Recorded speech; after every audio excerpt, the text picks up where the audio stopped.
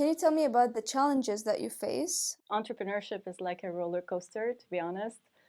There has been a lot of ups and downs, but ever since I started it, I always had a clear vision of what I wanted to achieve. And I took like step by step to really get there. But I spent a lot of time on research and development, trying to research new ways, especially that a lot of CROs are provoking side effects. And I feel like this is unsafe for the study participants. So this has been really challenging to get certain methods approved, to convince also like entrepreneurs and small companies that they don't normally do clinical testing, to convince them that this is the right way to avoid market recalls. And this whole thing has been challenging, but it's also rewarding on one aspect. And getting feedback from people like customers, like study participants, even consumers, they said, well, we really trust in you. Right now, we learned more about ingredients. We learned more of what suits us. We're trying to, pay more attention when we buy stuff. So it's really rewarding to me to see that it has an impact on people, and it's been growing, and that's what keeps me moving forward. Amazing. It's very nice to hear this. So I want to ask you a question, Selma. Okay. What kind of problem do you face whenever you buy cosmetics? Oh, that's a good question. Honestly, I always struggle by knowing what to choose, which cream to go for, which brand to go for, because there are so many different brands nowadays. It's so overwhelming going into the pharmacy and trying to pick what I want. Like I tried maybe over 50 products right now. I'm not even exaggerating. Yeah. And it's really challenging for me to find the product, the cream for my face. And also, like with the different seasonal changes that we get in Canada, Yes. my skin changes. My Yes. skin type changes all the time throughout the year. And it's been very challenging to keep up with that change and the products that I need to buy and the different expenses that I need to also account for, and the amount of creams I really throw to the trash from those 50 products is insane. So that's what I struggle with, and I'm someone who does not understand reading the ingredients behind the labels. So I really don't know what to choose. So I always go for the person working there, asking them, okay, my skin is dry, my skin is oily, sometimes it's dry, what do I need for this, and then they give me maybe 5 products to put on, one in the morning, one in the afternoon, one after a cleanser, and nothing really works, honestly. It really depends on my skin that day. Yeah. Yeah. So yeah, so can you No, I tell me feel a you. little bit more about how can I Yes. choose the right product for my face? First of all, the most important product for you is going to be a sunscreen, because you are phototype 1 and you need sunscreen. That's like inevitable. And I always like recommend mineral sunscreen, which has like titanium dioxide or zinc oxide. These are the only two experience. For me, please? Yes. These are the only two ingredients for mineral sunscreens, and you need SPF 50 plus. Do not choose 30 at all, Why? because Can you tell me more about because that? it goes aligned with the phototype, because it goes aligned. What I mean by phototype is your skin color. Okay, so it goes behind that. The higher SPF. Exactly.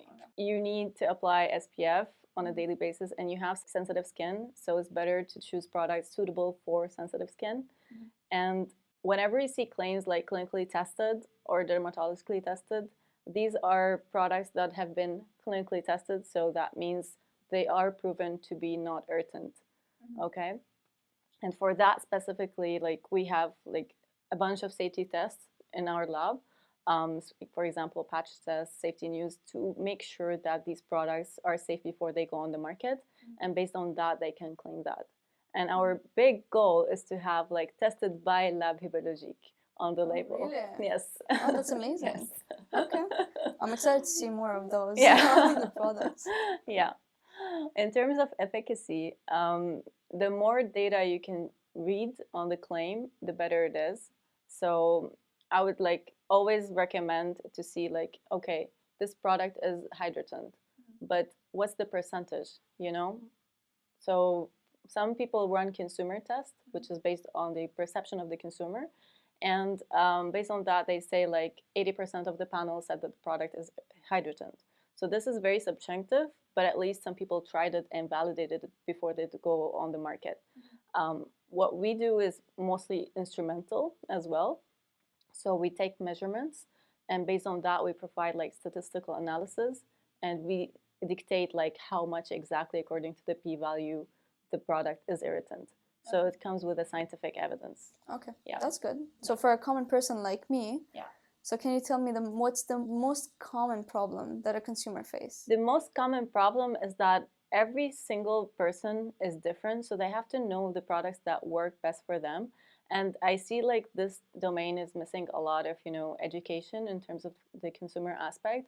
And most people just buy the product based on the cover. So if they like the packaging, oh, I like it. They don't really look to the ingredients that are there. And some of them are just like really severe. Some of them have like harsh surfactants, such as like sodium lauryl sulfate. But everybody is different, and I encourage people to learn more about the ingredients they're putting on. If it's like a hydrating effect, of course, the shea butter is going to provide deep hydration, but people need to learn more about it. I'll tell you a funny story. When I went to Miami, there was literally like one store close to the beach. So they said, "Do you want a free consultation?" I was like, "Yeah, sure." And like Florida has above 30 degrees, and sunscreens like are the most important thing to apply. So I walked there. She gave me a consultation, and then she applied some products on my face, and she applied a foundation with SPF. She was like, "This is a mineral sunscreen, SPF 50 plus. It's gonna provide amazing protection." I'm like, "Yeah, sure, okay. Let me read the label." I read the label. There were no actives at all. It was missing. There were no titanium dioxide, nor zinc oxide, nothing. So I was like, how come this SPF is called mineral, and how come it's called 50 plus? As like, where is it fabricated? She said, "I'm sorry, I'm not a chemist. The company is not here, and I'm just selling."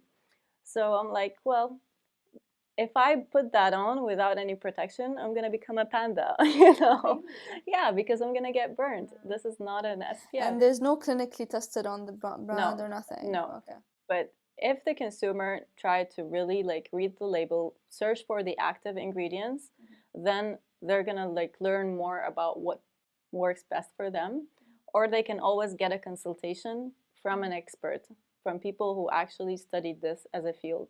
So that's the main call, also from participants who do like tests with us, because they get to evaluate their skin. Most of our questions are to get to know them better, so they know better themselves and they know how to evaluate products. So I think it's very helpful for both sides, because the more they get to know their skin color, their skin type, their hair type, the more they're going to have more knowledge about choosing the products that work best for them. Can you give us a little bit more advice on the next episodes on what should we look for when we're buying products? And maybe what should we absolutely avoid? Yeah, absolutely. So tease us for the next yes, episode. So the more episodes we're gonna make together, the more people are gonna talk about between themselves on, oh wow, this is like a good product, but let's talk more about the ingredients behind it. And I want to talk more about market recalls, so that way people are also aware of the products that are being recalled and why. Because this is not a hot topic, it's just us scientific people who follow it. But like I'm seeing a lot of market recalls, and I want to educate consumer on how to do or what to do when they get a reaction. So which of these is the most common mistake consumers make? Trusting packaging that says natural, washing their face more than twice a day, using SPF 50 instead of SPF 30. Well, the most common mistake I see is like using SPF 50 instead of 30, because they misunderstood SPF, which is sun protection factor. And I like how you put it, the lighter the skin tone, the higher the SPF. I think it's very good as a metaphor. And I want to go with also like trusting the packaging that says natural, because even when, like, I know it's like trending and it's natural and natural products and all that, but we want to like get to know clearly, like, is it really natural, and what are the percentages that they're being used, and especially that it's mostly plant extracts, it's mostly mixed with some kind of like chemicals. So we want to like not trust the label unless it's clinically proven. So you would say A and C are the Yeah, right because choices. washing their face more than twice a day, I'm okay with that. So is that a myth? Yeah. Like you will basically, I know this thing where they say if you wash your face more than twice a day, you're removing the oils, the natural oils on the skin, and then you're gonna basically break out and all. Is that true? No, I recommend like in the morning and in the evening, twice a day. Just because the air is so polluted and we go through a lot of stress per day, so there's a lot of sebum that's being produced, and also a lot of people wear, especially women, they wear a lot of makeup, and the makeup remover on its own is not very sufficient. So of course, like whenever you wake up, wash your face, do your skincare routine, and then before you sleep, also wash it. Thank you for today's episode. We're gonna do way more than those. We're going to talk more about what's behind the label, and we're going to talk about some products that have been recalled recently. And so some clients will know also common mistakes to avoid while fabricating products. Amazing. Okay. Well, see you next week.